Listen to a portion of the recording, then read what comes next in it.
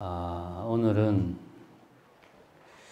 이제 올바른 인간관계, 진정한 친구란 어떤 것인가 이런 걸로 해서 좀 이야기를 해볼까 합니다. 이걸 하게 된 계기는 뭐 다른 게 아니고요. 수요일마다 이제 수요법회를 합니다. 코로나 때문에 그 1년 넘게 거의 2년 가까이 못 하다가 최근 들어서 이제 다시 하고 있습니다. 수요법회에서 이제 한 분이 질문을 하기를, 위로를 바라는 마음은 왜 생기는 것인가? 그런 심리는 어디에서 오는 건가? 이런 질문을 해서 이제 그때 이제 나름대로 대답을 해 드렸습니다. 그게 이제 바로 며칠 전이죠. 오늘이 토요일이니까. 그래서 이거를 가지고 좀 재탕을 해서 법문을 해야 되겠다 생각을 해서 오늘은 인간관계의 본질이 뭐냐, 핵심이 뭐냐, 그럼 우리는 어떻게 해야 되냐, 이런 문제를 한번 알아보고자 합니다. 이제 먼저 위로를 바라는 마음이 왜 생기는가 했을 때, 우선 제일 첫 번째는 우리 그 사람은 항상 이렇게 관계 속에서 살아가고자 하는 욕망이 본능적으로 있습니다. 무리지어서 살고자 하는 욕망, 혼자 떨어져 고립되는 것에 대한 두려움, 이거는 인간이라면 당연히 이제 가지고 있는 어떤 인간의 본능이다. 여기에서 일단 출발을 하고, 이거는 이제 기본적으로 바탕에 깔려 있는 거고, 그러면 그런 어떤 무리를 짓고자 하는 욕망, 관계 욕구, 흔히 말하는 관계 욕구가 왜 위로를 받고 싶다는 그런 마음으로 표현이 되는가 하면, 그 부분은 우선 결론적으로 이야기하면 우리 안에 있는 일종의 그 불교에서 말하는 아상, 내가 있다는 생각, 내가 소중하다, 나는 특별하다, 이제 이런 생각, 이런 마음이 우리 안에 있기 때문에 이런 마음과 우리 인간이 본능적으로 가지고 있는 관계 짓고자 하는 욕망, 이 결합이 되면서 위로를 받고자 하는 그런 심리가 생긴다. 결론적으로 말하면 그렇습니다. 근데 이렇게 말하고 끝내면 제가 어쨌든 시간을 때워야 되니까 법문을 2분, 3분 만에 끝낼 수 없잖아요.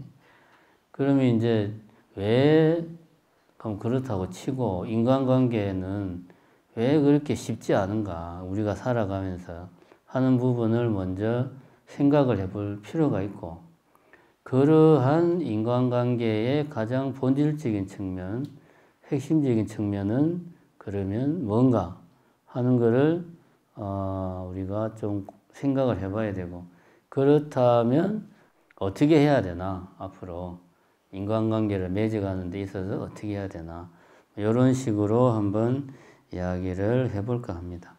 인간관계가 왜 어려우냐? 우리가 이제 인간관계를 살펴보는데 가장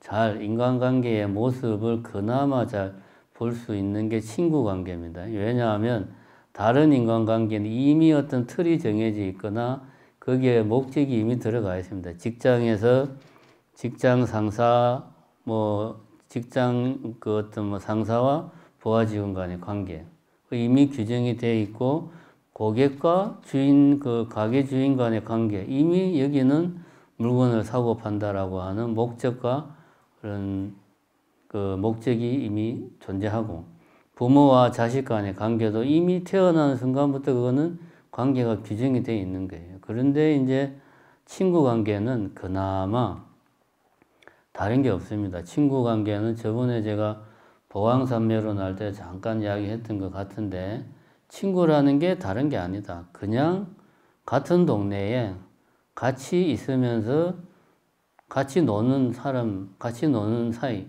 그게 친구예요. 다른 게 없습니다.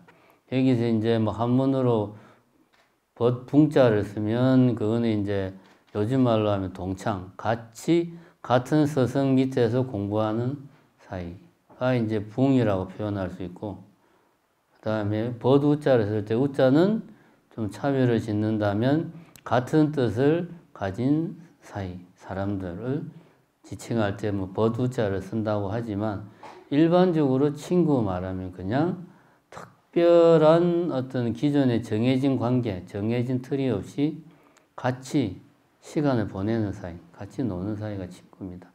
그래서 친구 사이에서 인간관계의 그 어떤 모습을 우리가 그나마 잘 볼 수 있다. 왜냐? 다른 관계는 이미 어떤 목적이나 용도나 이해관계가 확연하게 있기 때문에 인간 대 인간 간의 관계를 볼 수 있는 그런 게 쉽지가 않지만 친구 관계는 그렇지가 않다. 그럼 친구 관계를 생각했을 때 왜 우리는 친구끼리 싸우기도 하고 실망하기도 하고 미워하기도 하고 헤어지기도 하고 그렇게 할까?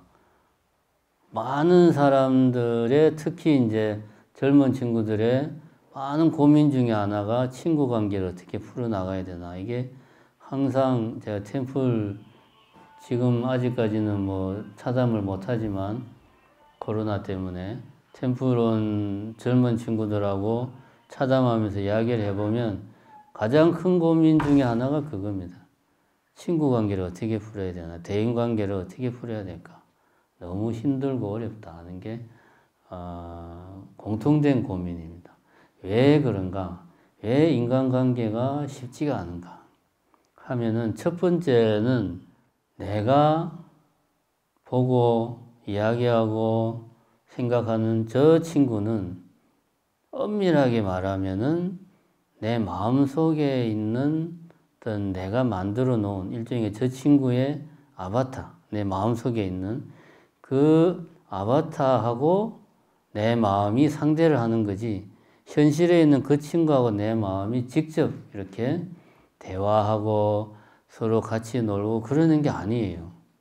정확하게 말하자면.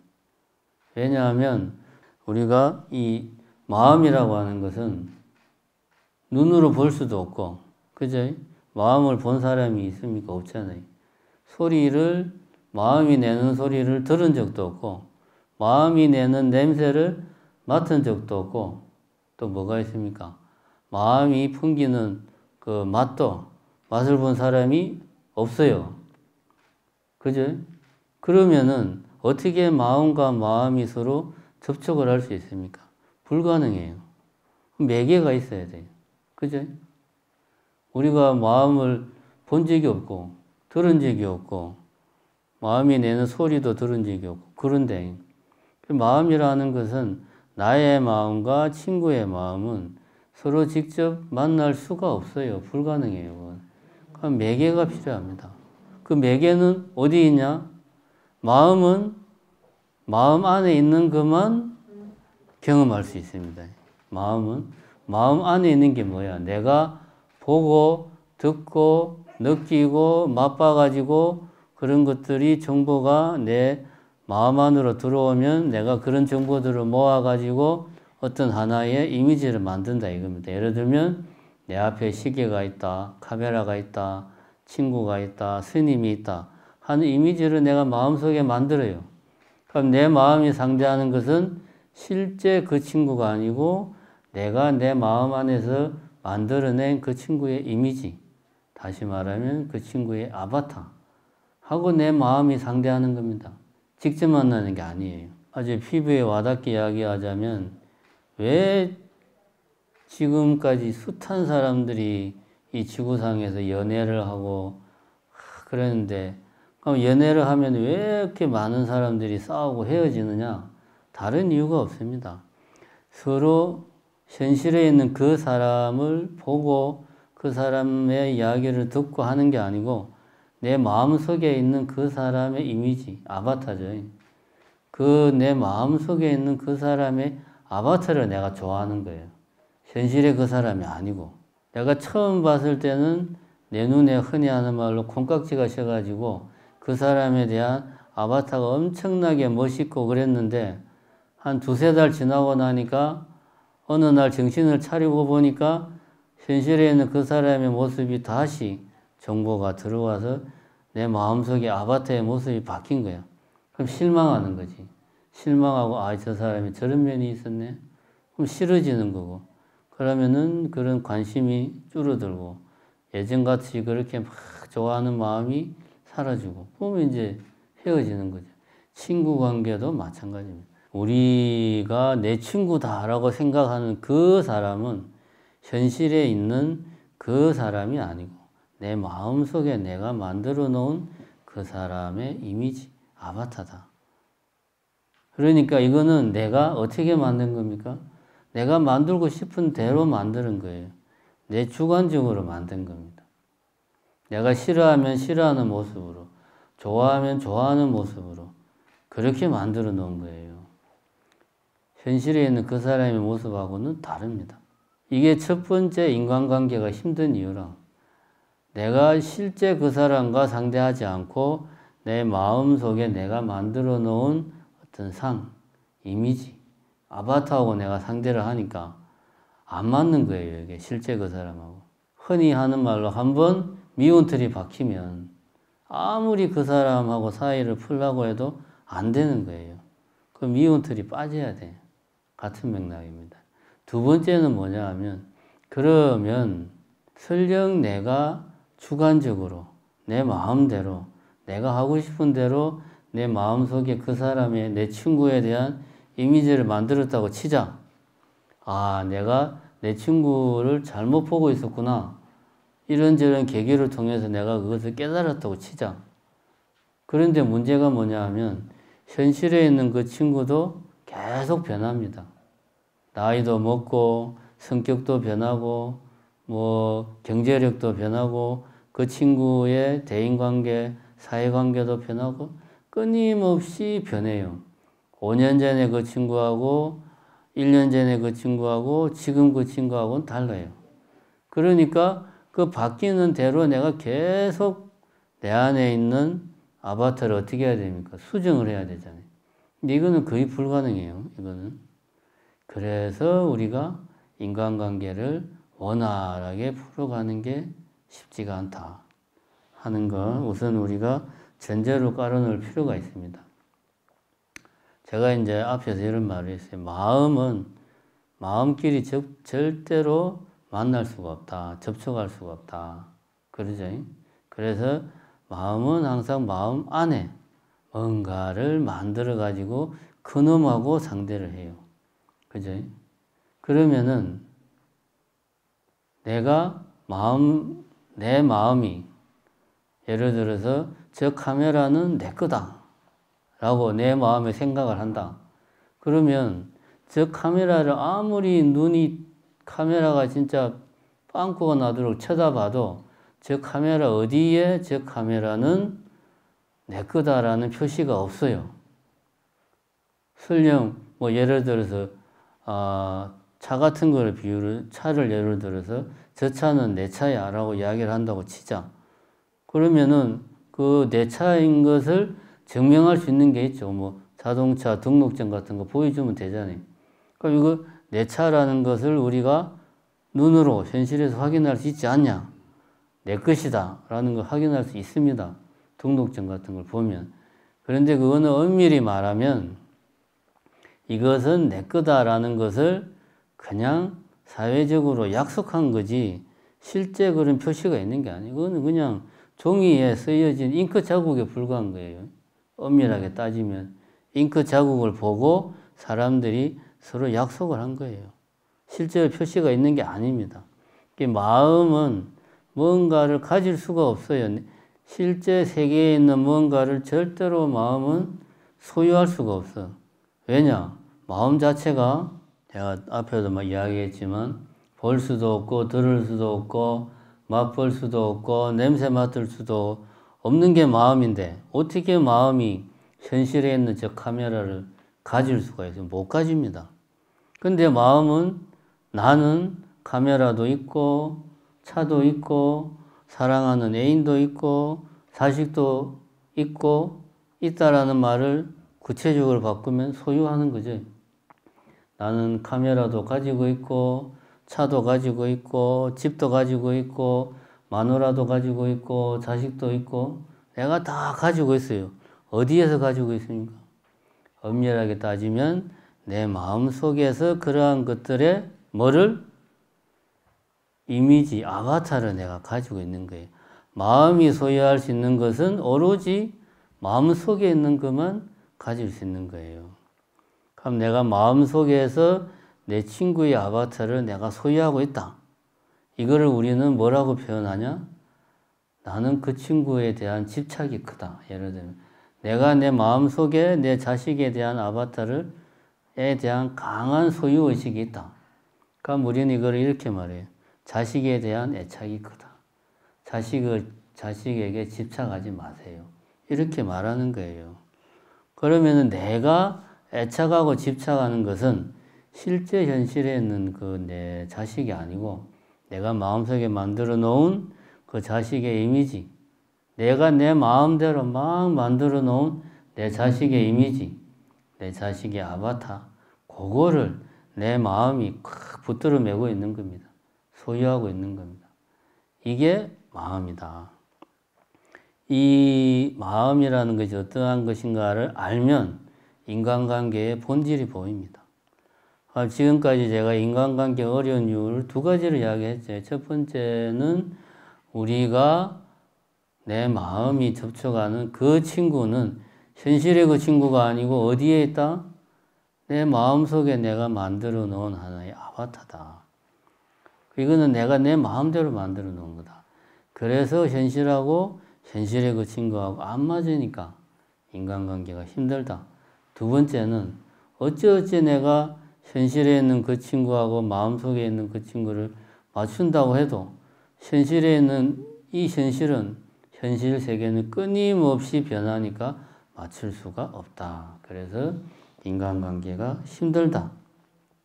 그런데 마음이라는 것은 내 마음속에 있는 것들을 끊임없이 소유하려고 한다 이거지. 그걸 우리는 집착이라고 표현을 해요. 집착이라고. 마음이 소유하는 것을 집착이라고 말해요.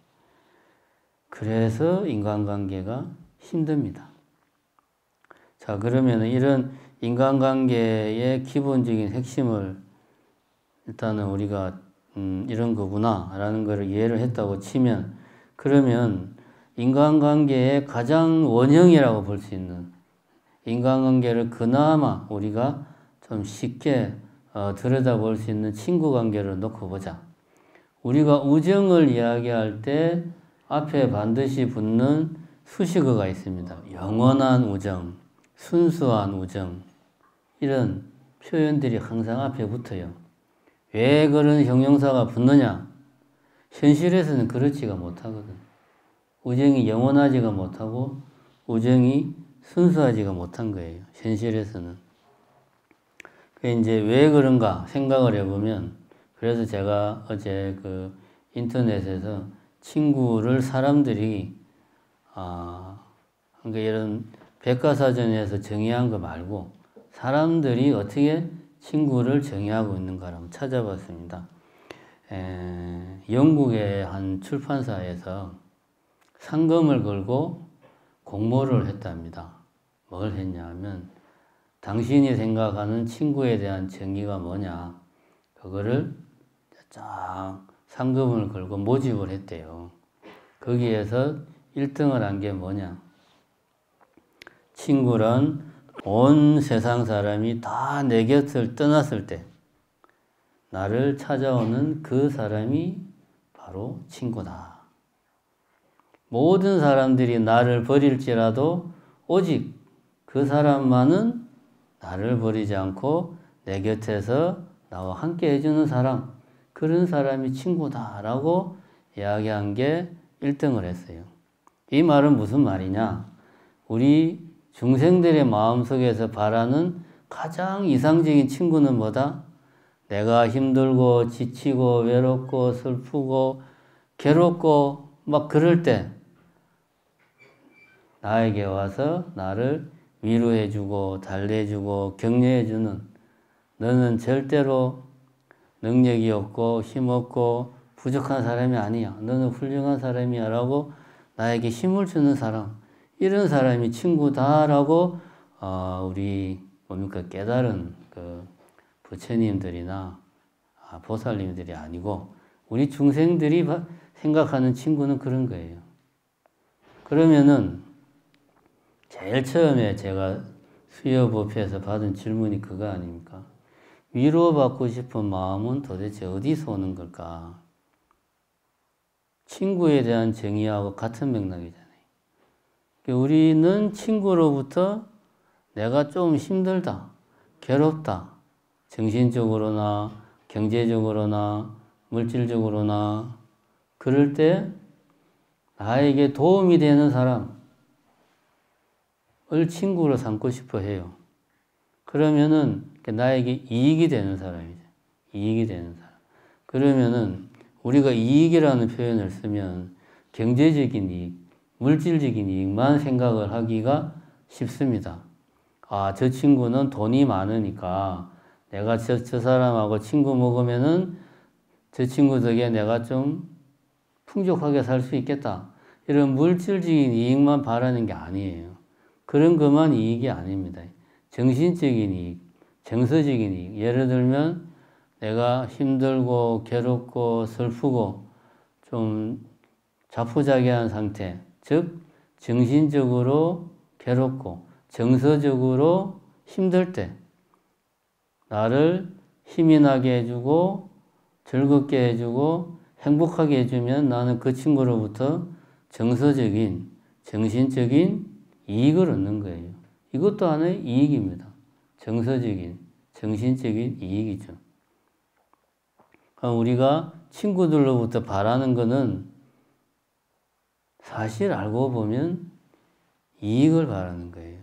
물질적인 이익, 정신적인 이익, 정서적인 이익 바라는 겁니다. 그래서 친구라는 사람이 나에게 그런 이익을 제공을 해주면 그 친구가 좋고 친구가 나에게 그런 이익을 제공하지 않으면 별로고 오히려 그 친구가 나를 해롭게 하면 경제적으로 뿐만 아니고 정서적으로 해롭게 하는 게 뭡니까?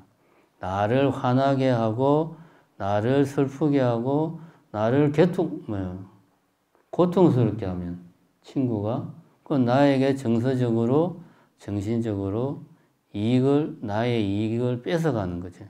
그러면 그 친구가 싫은 거예요. 잘해주면 나도 잘해주고 못해주면 나도 못해주고 이게 이제 현실에서의 인간관계입니다. 현실에서의 인간관계. 그래서 우리가 이상적으로 생각하는 친구는 그런 게 아니죠. 내가 힘들 때든 내가 좋을 때든 한결같이 내 곁에서 나의 힘이 되어주는, 버팀목이 되어주는 사람. 한결같은, 여기에 이제 우리들이 방점을 찍는 거예요. 그래서 또 제가 인터넷을 찾아보니까, 그러니까 이거는 뭐 어떤 부처님 말씀이 아니고 그냥 인터넷에 떠도는 이야기입니다. 인터넷에. 어떤 사람이 말은 뭐 불교에서 말하는 4가지 친구 유형이라고 하는데 저는 부처님이 이런 이야기를 했다는 걸 어디서 보지를 못했어요. 그래서 그냥 출처를 알 수 없는 이야기니까 여러분도 뭐 이 이야기는 새겨듣지 마시고 어떤 사람이 친구 유형은 4가지가 있답니다. 첫 번째는 꽃과 같은 친구, 두 번째는 저울과 같은 친구, 세 번째는 산과 같은 친구, 네 번째는 땅과 같은 친구. 이렇게 4가지 유형의 친구가 있다. 꽃과 같은 친구는 뭐냐? 꽃이 활짝 피면 보기 좋고 예쁜데 시들면은 시들시들하면 별 일 없어요. 그러니까 이거는 꽃과 같은 친구는 자기가 좋을 때만 나를 찾는 친구예요. 자기가 힘들거나 자기가 괴롭거나 뭐 등등 할 때는 나를 찾지를 않아. 자기가 활짝 핀 꽃처럼 멋있고 행복할 때만 나를 찾는 친구. 이런 친구가 있다. 두 번째는 이제 저울 같은 친구는 재는 거지. 이 친구가 나한테 덕이 되나 저 친구가 덕이 되나 저울 재듯이 다 재가지고 자기한테 덕이 되는 사람하고만 만남을 가지는 이런 친구가 있다. 여기까지는 우리가 현실적으로 보는 그런 친구들의 모습이라고 볼 수가 있습니다. 이제 세 번째는 산과 같은 친구. 여기서부터는 이제 우리가 바라는 친구죠. 지금까지는 현실에서 보는 친구. 지금부터는 바라는 친구 유형은 산과 같은 친구. 산이라는 것은 멀리 있든 가까이 있든 항상 그 자리에 그 모습 그대로 있다 이거지. 그러니까 내가 어떤 상태일지라도 거기만 가면 그 친구가 나를 반겨주는 거지. 이런 이렇게 멀리 보거나 가까이 가거나 늘 그 자리에서 반겨주는 사람. 생각만 해도 편안하고 마음이 든든한 친구가 산과 같은 친구다. 뭐 요렇게 이제 이건 우리들의 희망사항이에요. 이런 친구가 현실에 그런 친구한테서 전화가 온 것 같네. 이런 친구가 현실에 있느냐? 없습니다. 물론 이런 쪽에 가까운 사람은 있겠지만 이런 사람은 없어요. 부처님이나 깨달은 분들이나 이럴 수 있지. 네 번째, 땅과 같은 친구도 같은 맥락입니다. 땅이라는 것은 모든 생명의 싹을 틔워주고 곡식을 길러내고 누구에게나 조건 없이 기쁜 마음으로 은혜를 베푼다. 그러죠. 땅이라는 게 그렇잖아요. 누구에게나 평등하게 다 기회를 제공하는 게 땅입니다. 이렇게 한결같은 마음으로 내가 기쁠 때나 슬플 때나 가난할 때나 부유할 때나 언제나 나에게 힘이 되어주고 나를 지지하고 응원하는 땅과 같은 친구는 현실에 없습니다, 여러분. 부모도 그렇게 못하는데 솔직히 우리 이야기합시다. 자식이 뭐 어릴 때는 공부를 잘하는 것 같아가지고 참 기특했는데 이놈의 자식이 공무원 시험 준비한다고 처음 1년은 뭐 열심히 해서 떨어졌지만 뭐 그럴 수 있지. 2년째 또 떨어져. 공부를 잘하는 애가 왜 그러지? 3년째 또 떨어졌어. 그때부터는 아무리 부모지만 자식을 보는 시선이 의심의 눈초리가 들어가고 마음이 조바심이 생겨요. 쟤가 왜 저러지? 야, 저 해서 되지도 않는 공부를 왜 한다고 저 붙들고 있나? 그냥 노선을 바꿔서 일반 회사 들어가면 안 되나? 그 친구 자식 입장에서는 하루 종일 공부하고 집에 들어와서 좀 쉬려고 이제 딱 텔레비 좀 보려고 좀 있으면은 엄마가 보기에는 어떻습니까? 저거는 공부도 안 하고 텔레비나 보고 있다고 속에서 열불이 나는 거예요. 부모도 하물며 그런데 친구 간에 한결같이 뭐 응원하고 지지하고 있는 거 없는 거 다 퍼주고 이런 친구는 없어요. 이거는 우리들의 이상향입니다. 이상향. 어쨌든 우리 사람들이 이상적으로 원하는 친구는 한결같은 친구지만 우리가 현실에서 대하는 인간관계 친구는 어떤 이익에 의해서 좌우된다. 이 이익이라고 하는 것은 물질적인 이익만 말하는 게 아니다. 정신적인, 정서적인 이익도 포함이 되는 거다. 그러면은 왜 나에게 정신적으로, 정서적으로 손해가 되는 것을 나는 싫어할까? 내가 나를 화나게 하고, 나를 괴롭게 하고, 슬프게 하고, 짜증나게 하는 친구는 왜 싫을까? 이유는 아주 간단합니다. 앞에서도 이야기했지만 우리 사람은 나도 모르게 나는 소중하다. 나는 특별하다. 내가 아니면 나를 누가 지키랴. 이런 마음이 아주 뿌리 깊은 우리 깊은 속에 들어 있습니다. 이거를 불교에서는 뭐라 그럽니까? 아상이라고 그러죠. 아상. 근데 이 아상이라는 거를 우리가 이제 많이 오해를 하는 게 잘난 척 하는 사람, 지 잘난 맛에 사는 사람, 응? 그런 사람 보고 아상이 높다 이렇게 말하는데 사실 아상은 그런 게 아니에요. 우리 평범하고 착하고 선량하고 누가 봐도 모범적인 불자도 아상이 가득 차 있습니다. 헌신적이고 봉사적인 봉사는 누구한테나 잘해주는 항상 웃는 낯으로 이야기하고 양보하는 이런 사람도 마음속에는 아상이 가득 차 있다. 이 아상이라는 것은 나는 뭔가 다른 사람하고는 다르다, 특별하다 이런 마음이 내 안에 있는 겁니다. 나도 모르게.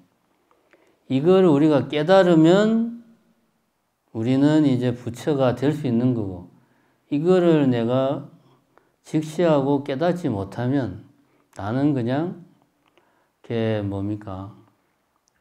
그 양두구육이라고 겉으로는 양처럼 보이지만 사실은 양의 탈을 쓴 늑대죠. 중생인데 깨달은 사람인 것으로 자기가 착각을 하는 거예요. 그만큼 아상이라는 건 뿌리가 깊다. 그 이제 우리가 이제 제가 이렇게 아상이라는 건 누구나 다 있다 말을 하면 마음속으로 의문이 생깁니다. 나는 태어나서 지금까지 그런 생각을 해본 적이 없는데 어디를 봐도 내가 잘난 게 뭐가 있다고. 나는 잘난 것도 없고 특별한 것도 없고 별 볼 일 없는 사람인데 왜 그런 이야기를 할까? 라고 생각하겠지만 그게 아닙니다. 만약에 내가 아상이 없다면 인간관계가 전혀 힘들지가 않아요. 근데 인간관계는 우리는 다 힘들어합니다. 그거는 나에게 아상이 있기 때문이다. 그거를 어떻게 알 수 있느냐? 어젠가 그제 제가 이제 포행을 갔다 오는 길에 사천왕문 앞에서 이제 거기 돌탑을 좀 이제 쌓고 있었어요. 그전에는 조만조만하게 쌓았는데 좀 쌓아놓으면 사람들이 우리 종무소 앞쪽에 있는 거는 그렇게 잘 안 하는데 저 사천왕문 앞에는 좀 쌓아놓으면 무너뜨리고 그래가지고 아예 그냥 얼마 전부터는 크게 그냥 만들고 있거든요. 그래서 이제 한 번에 못하니까 왔다 갔다 하면서 심심할 때마다 조금씩 이제 하고 있는데 열심히 이제 혼자서 뭐 주변에서 돌 줘와가지고 이제 쌓고 있는데 지나가던 어떤 나이가 좀 돼 보이는 처사님이 딱 보면서 그러는 거예요. 참 돌탑도 엉성하게 쌓고 있는데 말이야. 근데 내가 쌓고 있는데 그러는 거예요. 듣는 순간 내 기분이 어땠겠어요?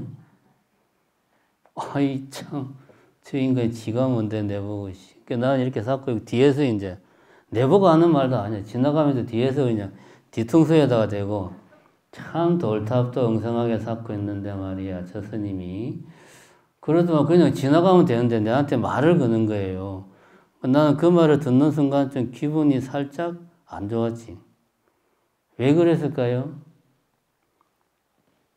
내가 원래 태어날 때부터 콧대가 높고 그냥 남한테 싫은 소리 듣는 거 죽어도 싫어하는 사람이라서 그랬을까? 아닙니다. 저 그렇게 나쁜 사람 아니에요.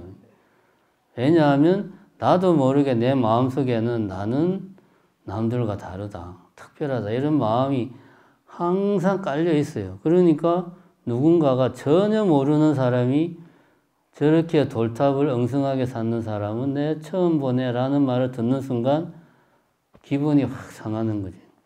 근데 이 양반이 지나가면 좋은데 그것도 내한테 자문자답을 하는 거예요.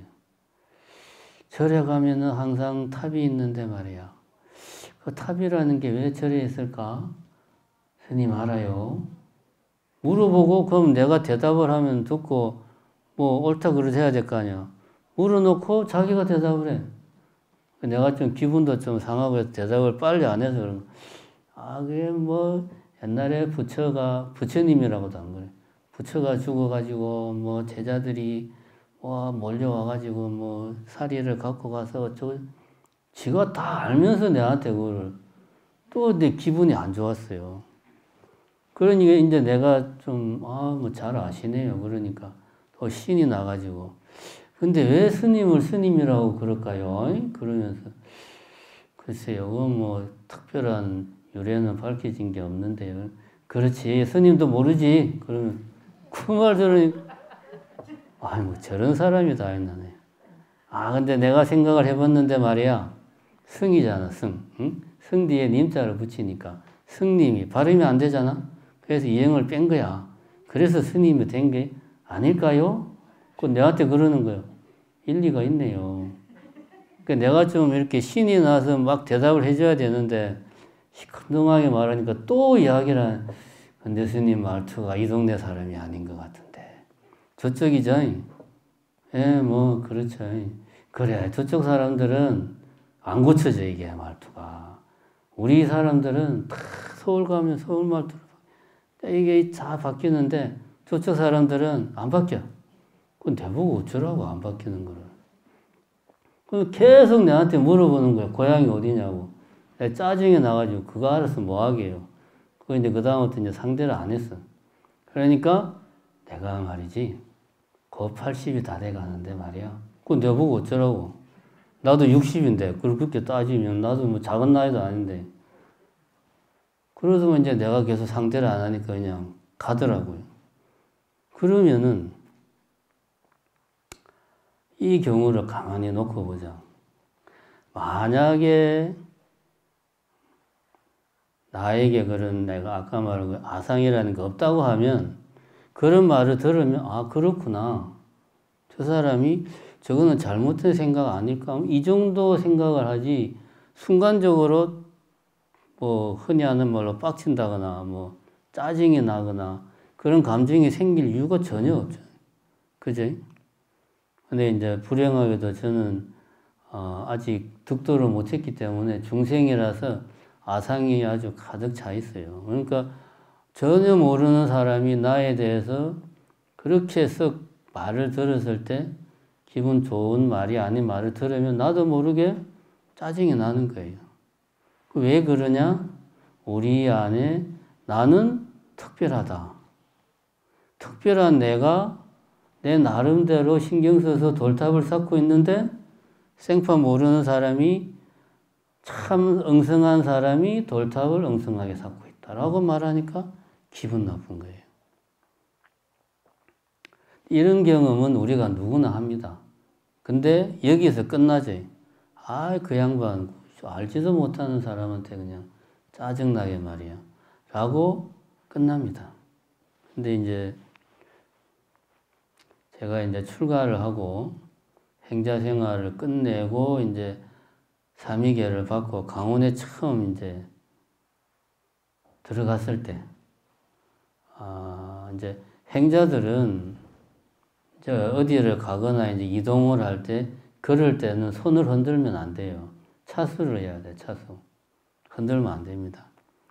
절대로 그러면, 어디 또 걸어가면서 막 주변을 두리번거리고 봐서도 안 돼. 그렇게 이제 행자 생활을 한 8개월 이상 하다 보니까 이게 이제 몸에 익어버린 거예요. 그래서 심지어 뭐 농담 삼아 그런 이야기도 있어요. 차수가 뭐냐면 손이 딱 요렇게 하고 다니는 게 이제 요게 차수하는 거지. 요러고 다녀야 돼, 항상. 이제 뭐 그런 말도 있어요. 행자 생활이 너무 힘들어가지고 야방 도주할 때도 차수를 하고 뭐 도망을 갔다는 뭐 그런 말도 있을 정도로 아주 엄하게 그걸 시켜요. 한 8개월 동안 행자 생활을 하다 보니까 삼위계를 받고 정식 스님이 되고 나서도 이게 습이 돼가지고 계속 이제 어디 이제 절 안에서 걸어갈 때는 차수를 하니까 이제 그 위에 스님이 이제 스님 행자 아니니까 차수 안 해도 된다고 그렇게 말을 하는 거예요, 내한테. 내가 행자 때는 스님들이 내한테 이렇게 따뜻하게 말하는 걸 들은 적이 없어요. 너무 내가 감동을 한 거야. 진짜로. 세상에 내를 인간 취급해주는 사람이 다 있구나. 그러니까 행자 때는 요즘은 그렇게 하면 다 나가버려요. 근데 이제 우리 때만 해도 사람 취급을 안 했어요. 고개도 들지 마라, 손도 흔들지 마라, 신도들하고는 이야기도 하지 마라, 전부 다 하지 말라는 것밖에 없어요. 그렇게 살다 보면 나도 모르게 내가 정말 별 볼 일 없는 사람이구나 하는 생각을 나도 모르게 해요. 그런 생각이 아주 뿌리 깊게 나도 모르게 그런 생각이 내 안에서 막 커지는 거예요. 그러다 보니까 8개월 뒤에 이제 차수 안 해도 돼요 라는 말을 듣는 순간 막 감동을 한 거지. 나를 이렇게 참 사람 대접 다 해주고. 이건 뭐냐 하면 행자기간 동안은 나도 모르게 내 안에 있는 아상이 좀 억눌러져 있었던 거지. 내 안에 있던. 그것이 딱 삼위계 받고 나니까 다시 그냥 원상태로 바로 그냥 빠꾸한 겁니다. 그래서 그 말을 듣는 순간 8개월 동안 차수한 게 다 도루묵이 돼가지고 이제는 손 흔들고 다녀도 되는구나. 막 신나가지고 이제 그때 제가 처음으로 잘 모르지만 느꼈어요. 우리 마음속에 그런 아상이라는 게 얼마나 깊이 박혀 있는가 하는 것을 처음으로 제가 깨달았습니다. 이런 마음이 있으니까 우리가 인간관계가 힘든 거예요. 나는 나에게 이익이 되는 쪽으로만 내 마음이 작용을 하는데 상대방도 그럴 거 아니에요. 어쨌든 이런 이야기 끝없이 나오니까 계속 하자면 끝이 없고, 그러면 어떻게 해야 되냐? 어쨌든 우리들이 생각하는 가장 이상적인 어떤 친구, 가장 이상적인 인간형은 한결같은 사람이다 이거지. 그럼 그렇게 어떻게 하면 내가 그런 사람을 친구로 둘 수 있나? 사실은 해답은 엄청나게 간단합니다. 그런 사람을 찾는 것은 불가능해요. 그럼 어떻게 하면 되냐? 내가 그런 사람을 하면 됩니다. 그게 더 쉬워요.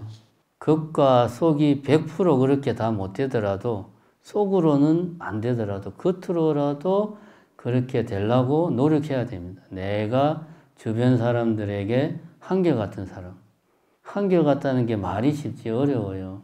그 친구가 내 돈 떼먹어도 웃는 낯으로 그 친구를 대하고, 그 친구가 뒤에서 뒷담화하면서 내를 막 욕하고 다녀도 그걸 뻔히 알아도 그 친구랑 즐겁게 재밌게 놀고 이렇게 사는 게 한결같이 지내는 거예요. 그죠? 쉬운 게 아닙니다. 한결같은 친구를 찾는 것보다 내가 한결같은 친구가 되는 게 오히려 더 쉽다. 그러면은 어떻게 하면 내가 한결같은 친구가 되느냐? 내 친구가 막 내 모르게 다른 사람들 만나고 다니면서 내 험담을 하고 다녀. 그 이야기가 내 귀에 다 들어와. 듣는 순간 속에서 열불이 나죠. 나는 너를 그렇게 안 봤는데 네가 어떻게 나한테 그런 말을 할 수가 있냐? 그것도 내 앞에서는 전혀 그런 말 안 하는 것처럼 해맑은 낯으로 이야기하면서 뒤에서는 어떻게 나에게 그런 말도 안 되는 소리를 할 수 있냐? 이중적인 인간. 이런 마음이 내 안에서 일어나서 이런 마음이 내 자신을 완전히 뒤덮으면 나는 한결같은 친구가 될 수가 없어요. 내가 한결같은 친구가 되려면 이런 마음이 내 안에서 일어날 때 그거를 내가 캐치를 해서 이런 마음은 내 안에서 지금 분노가 일어나는구나. 이 분노를 내가 다스리고, 내 안에서 친구로 인해서 배신감이 일어나면 그 배신감을 내가 알아차려서 다스리고, 이런 어떤 내 마음을 내가 잘 다스릴 줄 알아야 한결같은 친구가 되는 거예요. 다시 말하면은 자기 통찰의 힘이 강해야 한결같은 친구가 된다. 결국 결론은 부처님 말씀대로 사는 거예요. 불교 수행은 딱 하나잖아요. 항상 자기 자신을 돌아보고 사는 거.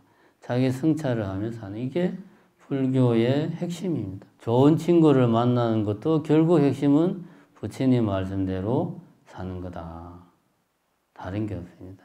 자기 성찰이라고 하는 것은 제가 항상 강조하지만 지금 이 순간 내가 무슨 생각을 하고 있나, 지금 이 순간 내 안에서 어떤 감정이 일어나고 있나, 이거를 내가 놓치지 않는 게 자기 성찰입니다.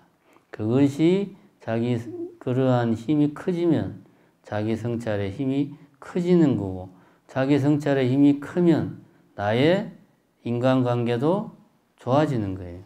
이런 것들이 발전하면 부처님 말씀대로 자타가 일시에 성불하는 겁니다. 다만 우리가 거기까지 가기에는 많은 시간이 걸리니까, 요원하니까 우리가 그런 것들을 그냥 가끔 예불 할 때는 하는 이야기로 치부하고 일상생활에서 실천을 안 해버리면 그 대가는 우리가 받는 거예요. 친구 때문에 마음 아파하고 주변 인간관계에 힘들어하고 괴로워하고 또 내가 내 주변 사람들에게 마음에 상처를 주고 그러면서 일희 일비 하면서 나도 고통 속에서 살아가는 거예요. 그런 거를, 그런 고통에서 벗어나려면 자기 통찰의 힘을 길러야 된다. 결론은 항상 부처님 말씀으로 돌아가는 거예요. 네, 오늘은 이 올바른 인간관계가 무엇이냐, 어떻게 하면 우리가 인간관계를 올바로 풀어갈 수 있는가 하는 이야기를 해봤습니다. 인간관계의 본질은 결국은 우리는 이익에 따라서 사람을 대하는구나 라는 것. 이익이라고 하는 것은 경제적인 이익뿐만 아니라 정신적인 이익, 정서적인 이익도 큰 부분을 차지한다. 그 다음에 그렇게 우리는 이익에 따라서 인간관계를 맺어가는데 어떻게 하면 우리가 이상적으로 생각하는 한결같은 사람, 한결같은 친구를 내가 만날 수 있나. 그 길은 내가 한결같은 친구가 되는 것이 가장 현실적이다. 그렇게 하자면 자기 성찰의 힘을 내가 길러야 된다. 네, 이게 오늘의 본문의 내용이었습니다. 감사합니다.